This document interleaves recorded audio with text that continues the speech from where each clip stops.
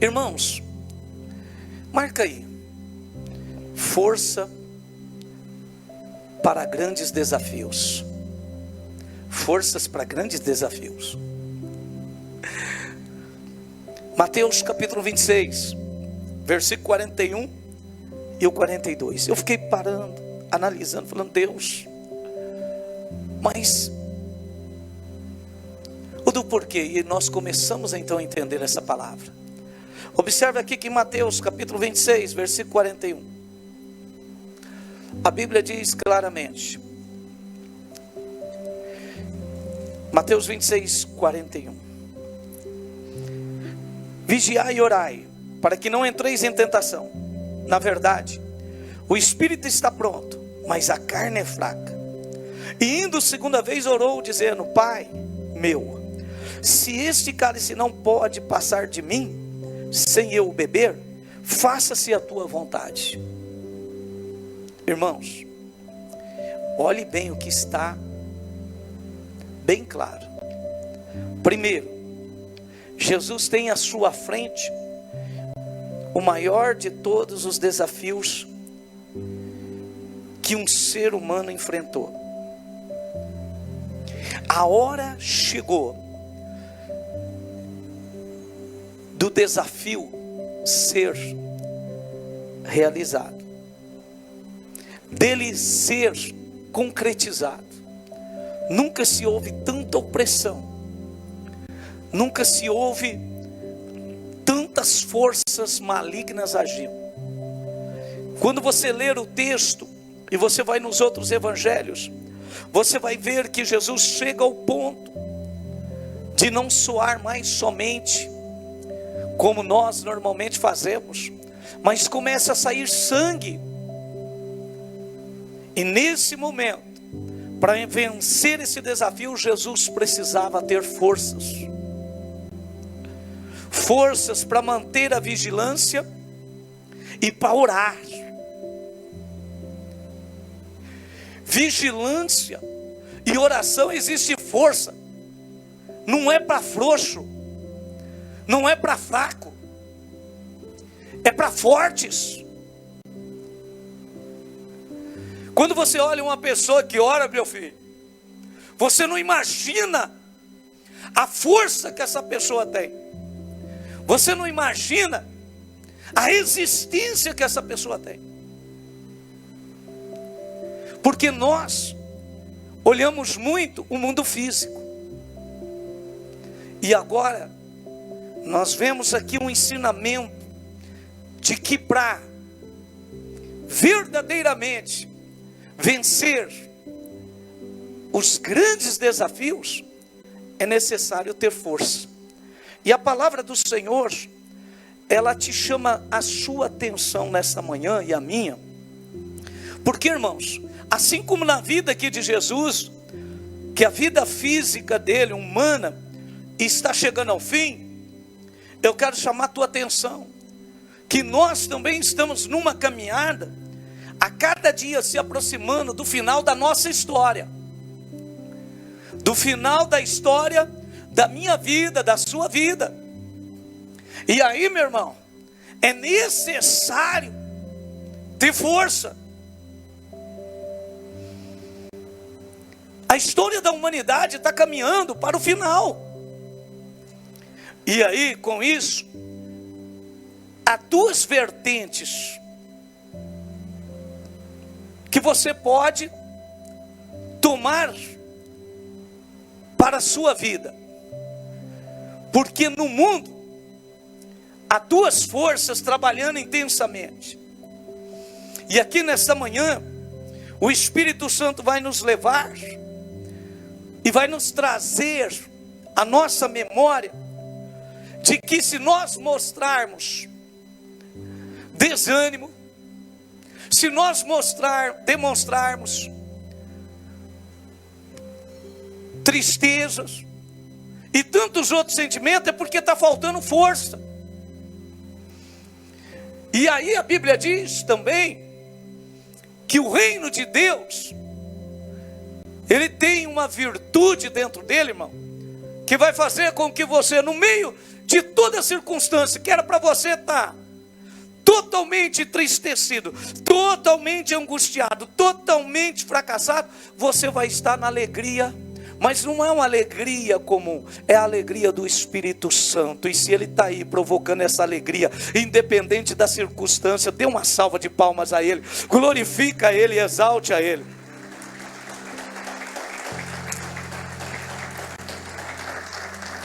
Sabe por quê, irmãos? Como eu estou te dizendo, há duas forças trabalhando, e você pode decidir estar debaixo de qualquer uma das duas. Mateus capítulo 24, versículo 12, diz o seguinte: e por se multiplicar a iniquidade, o amor de muitos esfriaria. Mateus 24, 12. E por se multiplicar a iniquidade, o amor de muitos esfriaria. Ou se esfriará. Por isso que eu estou dizendo para você. Agora, dá uma olhada. Se o trabalhar da iniquidade, o trabalhar do reino das trevas, vai trazer frieza, e o trabalhar do reino de Deus? Responde para você mesmo, pense.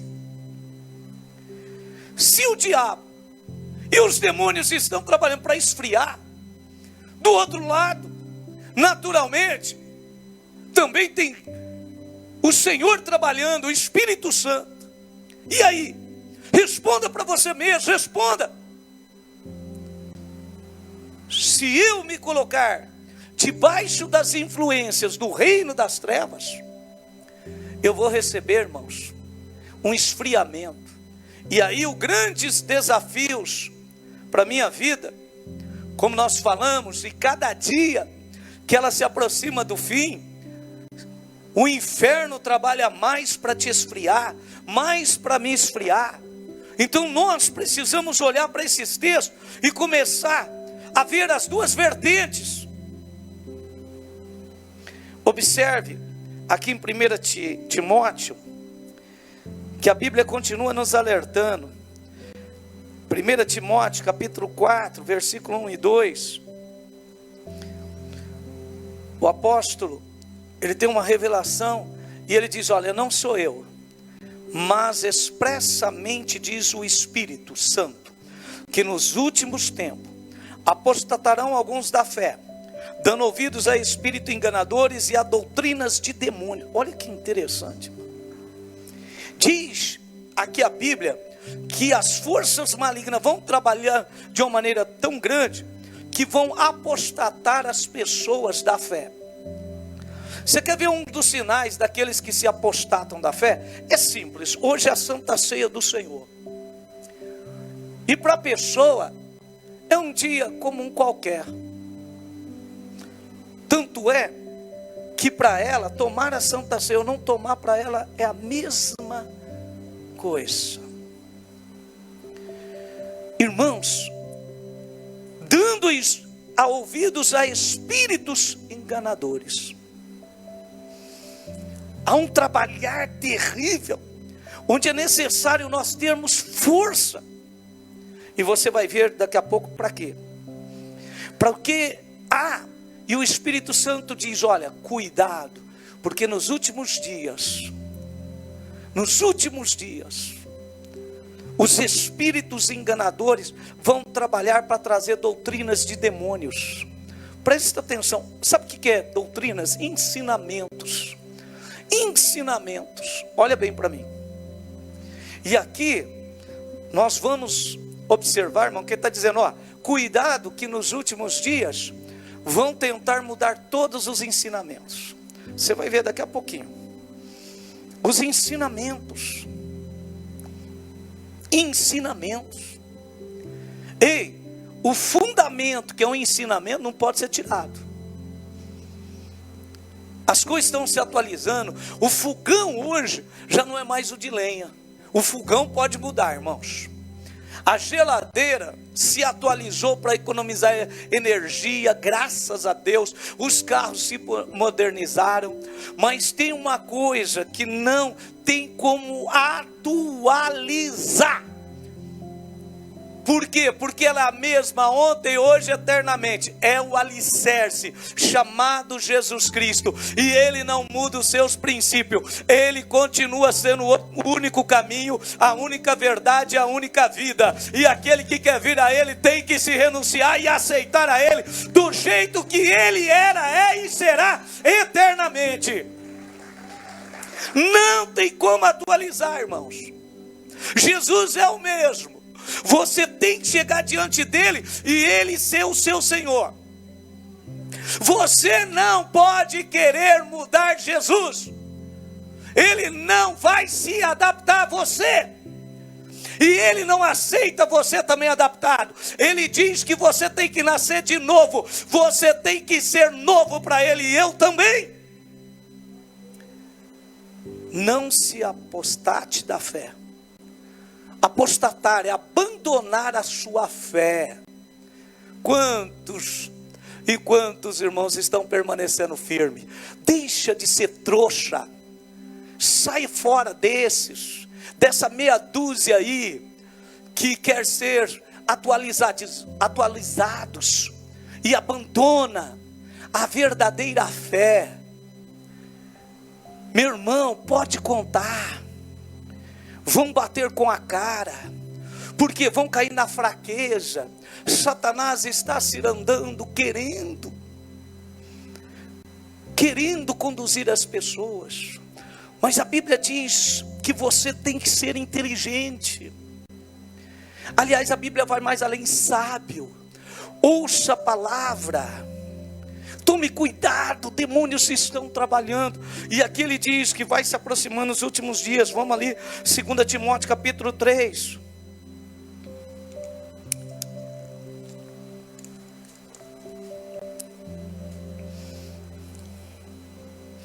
Segunda Timóteo capítulo 3. Sabe, porém, isto, que nos últimos dias sobrevirão tempos trabalhosos. E para realizar trabalhos é necessário ter força. Irmão, você está vendo aqui esse templo? Para limpar esse templo aqui, meu filho, precisa ter força. Porque você vai limpando, e o tamanho dele é bem considerado, é preciso ter força. Dias trabalhosos, tua família preciosa. Rapaz, deixa de ser frouxo. Vai lutar pela tua família, vai lutar pela tua esposa, vai lutar pelo seu pai. Dias trabalhosos. Seu pai e sua mãe querem se desviar. Você tem que trabalhar, rapaz. Você tem que suar. Dá trabalho para manter a família. Olha o versículo 2. Porque haverá homens amantes de si mesmo. Nunca as pessoas se amaram tanto, irmão. Se idolatraram tanto. As pessoas estão se amando a si próprio. Avarentos. Sabe o que é avarentos? Correm atrás de riquezas. Desesperados. Presunçosos. Soberbos. Sabe o que é soberba? Seu pai fala para você, sua mãe, não faça isso, e você faz. Porque a soberba dentro de você, você acha que você é melhor do que eles, que você sabe mais do que eles. E a soberba é tão grande, irmão, que até o pastor entrou nessa. O pastor vai procurar orientar as pessoas. Quando o pastor está orientando, o que ele mais ouve? Eu sei. E eu olho e digo assim, você sabe o caminho do inferno.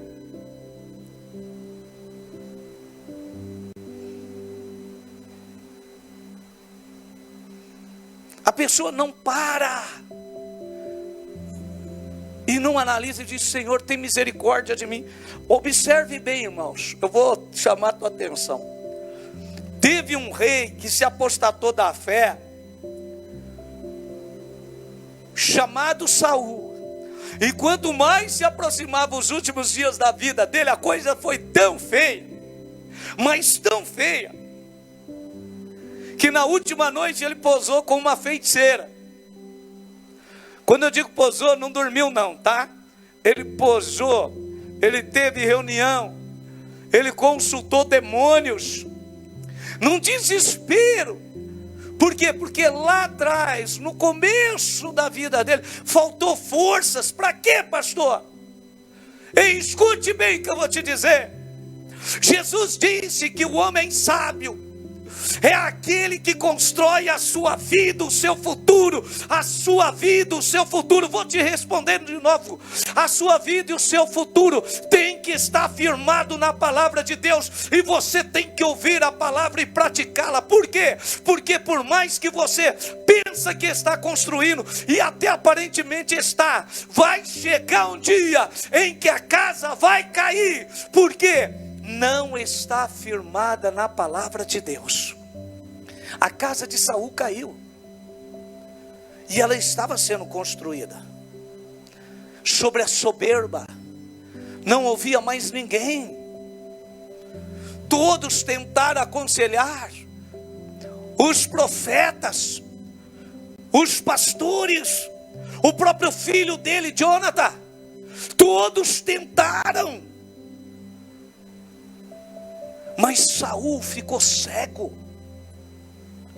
A Bíblia diz que os demônios tomaram a sua vida. Continue aí, ó. Blasfemos, desobediente a pai e mães, ingratos, profanos.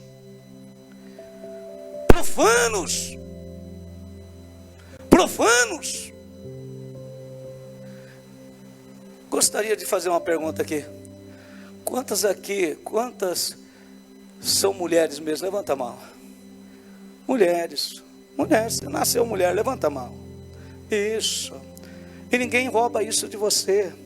Por quê? Porque você é a última criação de Deus, aquilo que Ele mais fez com amor e com carinho. E quantas irmãs amam aqui ser mulher mesmo, de verdade? Aplauda ao Senhor, glorifica, porque você é.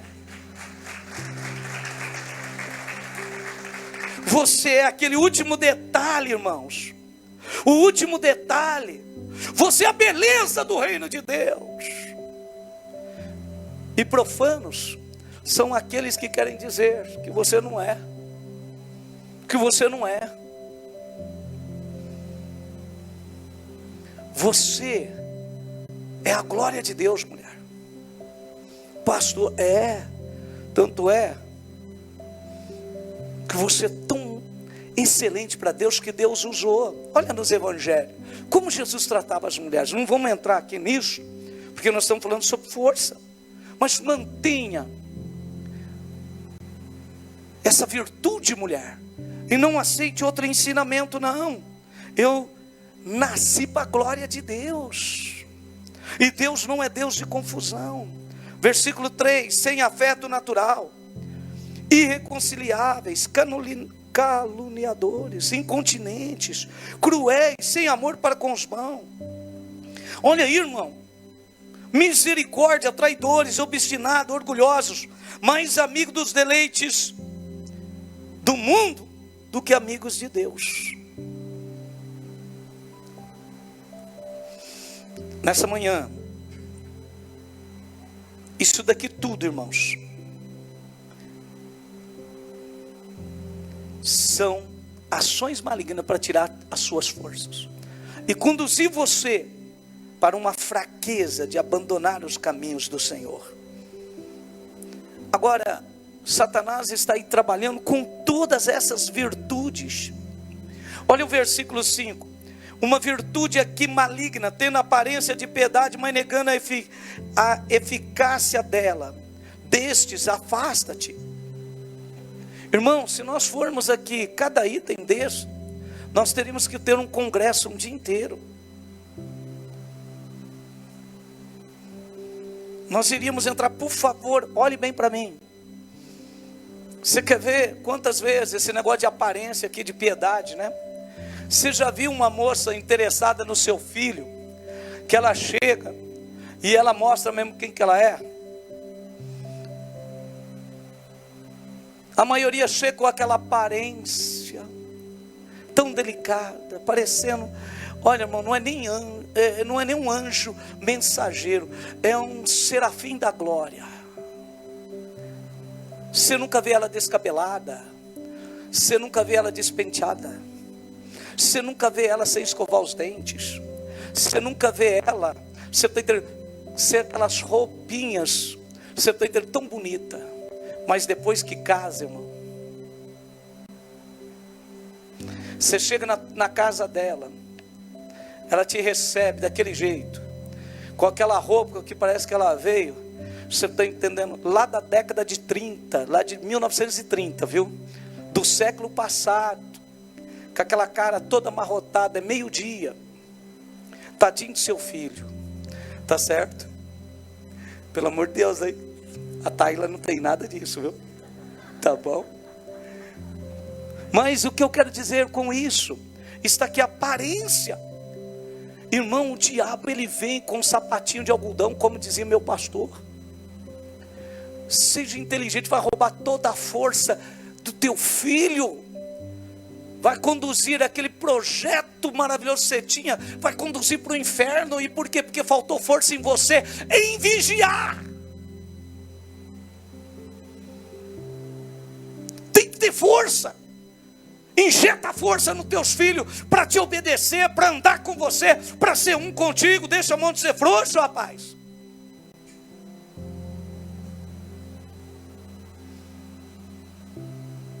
Apocalipse capítulo 3, versículo 10. Vamos buscar força, irmão, vamos lá. Você tem um grande desafio, salvar a tua casa, a tua família. Você quer ver seus filhos, suas filhas ser uma bênção? Faz isso que está no versículo 10. Faz eles guardar a palavra da paciência do Senhor.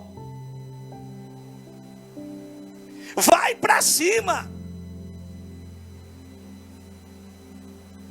Como guardaste a palavra da minha paciência, também eu te guardarei da hora da tentação que há de vir sobre todo mundo, para tentar os que habitam na terra.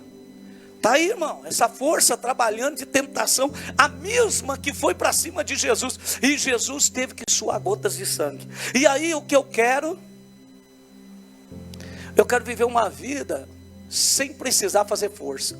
Quarta-feira eu perguntei para uma irmã, depois que nós já tínhamos terminado o culto, lá depois de 1 hora, eu olhei para ela e disse assim: irmã, vou te fazer uma pergunta, que foi, na oração você chegou a suar? Ela falou: claro, pastor.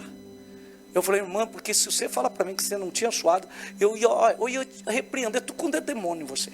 Por quê? Porque durante o culto, irmão, mas foi aquele culto de batalha, aquele culto de guerra, o culto inteiro, orando. Você está entendendo? Contra toda a força do mal, adorando ao Senhor. Ô pastor, não precisa. Então Jesus em Mateus capítulo 26, ele ensinou errado. Vai para a oração com essa frouxidão sua. Nós sabemos disso. Satanás chega e começa a fazer um cafunézinho em você. Você até dorme na oração. Você até dorme. Oração é peso. Você quer ver uma coisa? Quando os irmãos chegam e falam: pastor, eu começar a ler a Bíblia, começa a me dar um sono de lascar. A opressão do inferno vem sobre você. E aí eu digo para você que o final das coisas está chegando. Olha o versículo 11. Eis que venho sem demora, guarda o que tens para que ninguém tome a tua coroa. Irmão, a coroa aqui não é somente a salvação. A salvação, a coroa aqui é todos nós pertencem. Satanás, ele está doidinho para enviar os mercenários para roubar você, para tirar da sua vida tudo. Esses dias, como o Mateus citou, nós estávamos numa conversa e eu disse para ele e para a Taila: olha, o negócio é ferrenho. Fica aí achando que há tempo para se fazer o discipulado. Irmão, discipulado se faz, é logo na chegada, é logo de cara. Quem quer, quem não quer, cai fora. Discipulado é para ontem. Por quê? Porque o diabo não está brincando de fazer discipulado. Ele está discipulando. Olha para mim aqui, ó. Seus filhos chegou na escola, o diabo está mandando ver discipulado nele. O seu filho sai para brincar com os amigos do bairro, o Satanás está discipulando, ensinando um novo linguajar para ele, ensinando novos modos de vida, novos costumes, novas tradições, e você está aí parado, perdendo tempo e não fazendo discipulado. Porque discipulado não é só apostila, não. A apostila faz parte. Discipulado, meu irmão, é você fazer aquilo que foi ensinado para vocês semana passada, no sábado retrasado. É você colocar o caráter de Cristo na pessoa. É você colocar o caráter do Senhor Jesus dentro dela. É ensinar para ela, você não precisa usar essa roupa aí tão transparente. Você tem que vestir uma roupa modesta. Ei, o seu corpo não é para ficar aí se exibindo. Ele é o templo do Espírito Santo. Se vesta como na Bíblia, não queira chamar atenção. Você acabou de cantar, meu irmãozinho, que você tem que desaparecer e que ele tem que aparecer. As pessoas têm que olhar para você e não contemplar o seu físico como beleza, mas o seu homem interior, um coração amante do Senhor, um coração verdadeiro, um coração bondoso, um coração fiel, ao ponto da pessoa poder chegar até você e falar tudo que está dentro dela, porque você tem um coração fiel. Você é fiel. Você é fiel como Jesus é fiel. Aplauda ao Senhor de todo o seu coração.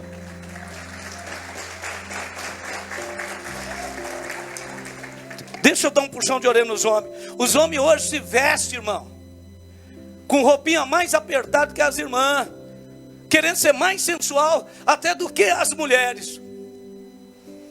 Mulher não deve vestir roupa apertado, mas os homens estão um verdadeiro escândalo, a começar dos obreiros e dos pastores. Espero que os pastores aqui dessa igreja tenham vergonha na cara e ponham uma roupa bem solta.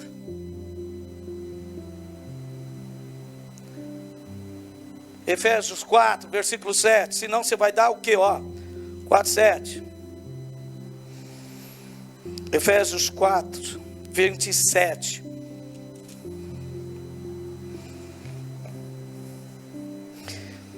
Não deis lugar ao diabo. Só que eu vou ler o versículo 26 também. Pastores, não irai-vos e não pequeis. Então o pastor, quando está pecando, não pode irar, não. Tem que ficar calminho e não dar lugar ao diabo, no versículo 27. Irmão, os bons costumes, ser crente de verdade, sabe por quê? Olha Tiago, capítulo 4. Tiago 4.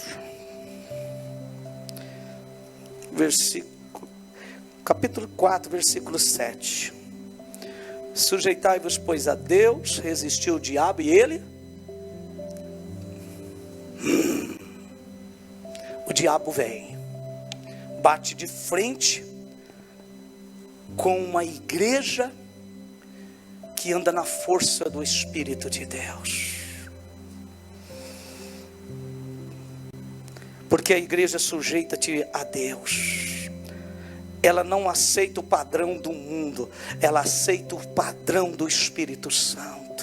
Ela não se conforma com esse mundo, mas ela vai e mostra para o mundo: ei, nós ainda somos o sal dessa terra, nós ainda somos a luz do mundo, nós ainda somos aqueles que o mundo olha e diz: vocês não podem beber, porque vocês não se enchem do vinho, mas vocês se embriagam sim do Espírito Santo. O mundo olha para nós e ainda contempla: vocês não podem roubar, porque vocês são lavados e remidos no sangue de Jesus. Ei, vocês não podem adulterar, vocês não podem prostituir, porque vocês são o templo do Espírito Santo. Ei, igreja, passou-se os céus e a terra, mas a palavra de Deus permanece a mesma, e o mundo tem que dar testemunho de que nós somos diferentes. E se nós somos diferentes, aplauda Ele, glorifica Ele, exalte a Ele.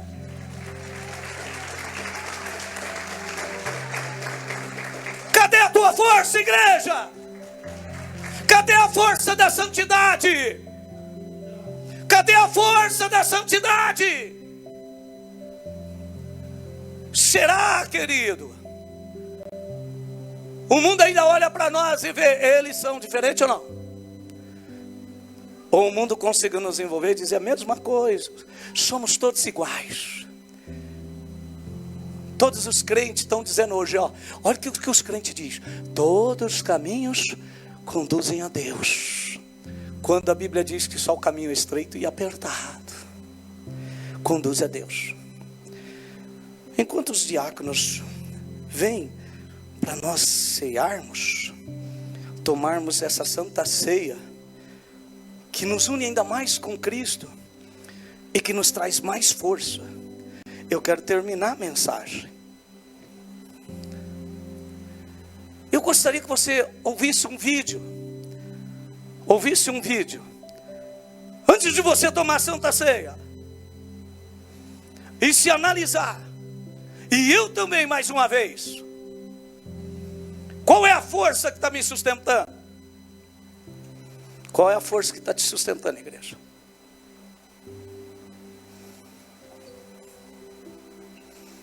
Será que o mundo está olhando para nós e dizendo: meu Deus, como eles são fortes, como eles são diferentes? Ou será que nós já se enfraquecemos tanto, que estamos sentando na roda dos escarnecedores, andando no caminho dos ímpios, caminhando no caminho dos pecadores? Ou será que ainda nós temos o prazer na palavra do Senhor e nela meditamos de dia e de noite? Eu tive o privilégio de um dia escutar um missionário chamado Wes Stanford. Ele passou uma parte da sua vida ajudando a igreja na Etiópia, que por 17 anos esteve sob o regime comunista. As igrejas foram lacradas, pastores foram presos, muitos foram mortos. E esse missionário saía da América do Norte e ia para a Etiópia tentar ajudar os irmãos que se reuniam escondidos nas catatumbas, nas florestas. E um dia ele foi na cidade de Sodo, uma cidade no sul da Etiópia, e conheceu um pastor chamado Tadessa Asai. Um homem de Deus que tinha uma especialidade. A especialidade do pastor Tadessa era pregar nos funerais. Onde tinha um funeral, o pastor ia. Então, quando a polícia sabia onde tinha funeral, ia lá porque o pastor estava pregando, pegava o pastor, prendia o pastor, espancava o pastor, soltava o pastor e ele voltava a pregar. E um dia a polícia ficou com tanta raiva que disse assim: nós não vamos mais soltar o pastor Tadessa, ele vai ficar preso agora. E ele pensou: já que eu vou ficar preso, vou pregar na prisão. E levou 22 a Jesus Cristo dentro da prisão. E a polícia disse: não vamos mais soltar o pastor Tadessa, nem vamos mais deixar ele preso, nós vamos matar o pastor Tadessa eletrocutado, para servir de testemunho para que ninguém mais queira seguir Jesus. E anunciaram na cidade: amanhã, às 9 horas da manhã, o pastor Tadessa vai morrer eletrocutado. Mas eles não tinham cadeira elétrica. E eles chamaram as pessoas para o centro da cidade, para a praça da cidade, pegaram os fios desencapados, amarraram o pastor Tadessa, uma multidão veio assistir, deram 1 minuto para o pastor Tadessa orar, começaram um discurso contra o cristianismo, puxaram a chave para a corrente elétrica passar e matar o pastor. Houve uma explosão, fumaça e faísca para todo lado, a corrente elétrica não chegou e o pastor não morreu. Desamarraram o pastor e disseram: vão para casa, um eletricista vai consertar a gambiarra e amanhã nessa mesma hora o pastor Tadessa morre. E o pastor Tadessa pensou: já que eu vou morrer amanhã, vou passar a noite em oração. E voltou para a cadeia e passou a noite em oração. No outro dia, a mesma coisa. A multidão veio, amarraram o pastor Tadessa, alguém havia passado o dia tentando consertar, puxaram a chave, explosão de novo, fumaça e faísca, a corrente elétrica não chegou. E a multidão começou a apertar tanto, fazer tanto barulho, que a polícia ficou temerosa, desamarrou o pastor e disse assim: vai embora daqui. E esse missionário estava lá e disse que acompanhou o pastor Tadessa e disse assim: pastor Tadessa, o que é que o senhor vai fazer? Um homem que passou 2 vezes pela morte, o que é que o senhor vai fazer? E ele disse assim: tem um funeral e eu soube que tem um funeral, eu vou lá pregar.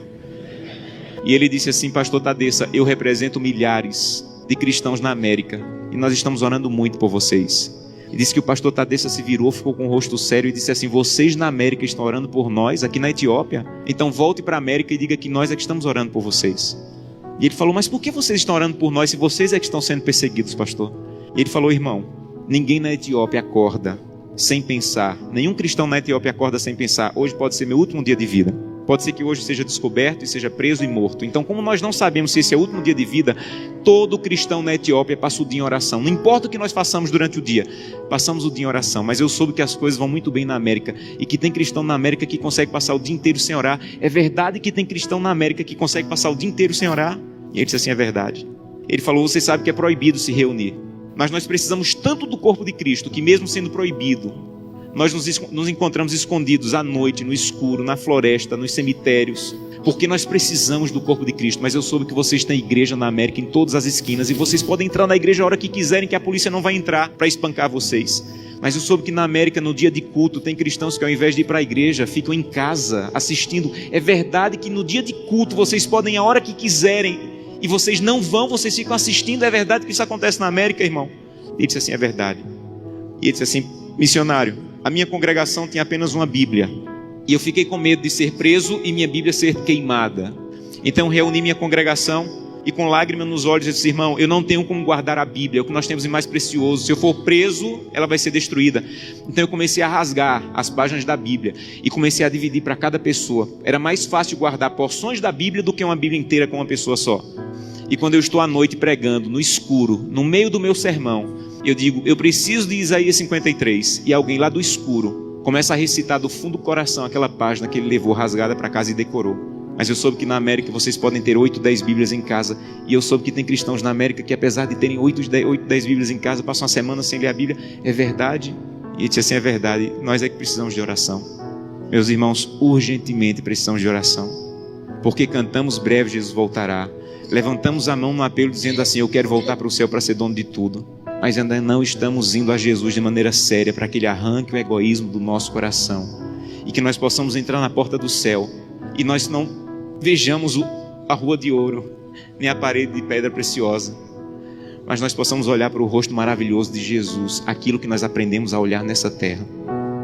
Eu tenho um sonho, o sonho da minha vida: entrar na porta do céu, segurando a mão de Gleice, minha esposa, e Glenda e Samuel, os meus filhos. Eu quero chegar em frente a Jesus. Eu quero dizer: Jesus, cheguei com minha família. Essa aqui é Glenda, Samuel e Gleice. E eu espero que Jesus diga mais ou menos assim: Josanã, eu já conheci a sua família, porque todo dia você ia à presença, a minha presença me apresentava, só faltava conhecer pessoalmente, mas eu já conheço a tua família, sejam bem-vindos agora, um prazer conhecê-los pessoalmente. Eu não quero ser pastor dessa igreja, eu quero ir para o céu, e isso é mais profundo. Eu não quero abrir o inário e dizer assim: breve Jesus voltará. Eu quero estar lá, isso é mais profundo. Por isso eu preciso fazer com que o que eu como, o que eu vejo, o que eu acesso, o que eu ouço, a maneira como eu uso o meu dinheiro esteja de acordo com a vontade de Deus, porque os que serão salvos não amam a própria vida. Que Deus te abençoe de maneira profunda, para que o primeiro fruto da fidelidade, a transformação do teu caráter, esteja de maneira real acontecendo em tua vida. Onde Deus quer gerar em você o caráter de Cristo, para que você vá às outras nações para buscar aqueles que estão perdidos, para levar a cura. Mas para isso é necessário que o Espírito de Deus, como você ouviu, habite em você, e você se entregue totalmente a Ele, para que Ele viva a sua vida e você ande na força dEle. Quando nós vamos cear, a Bíblia diz em 1 Coríntios capítulo 11,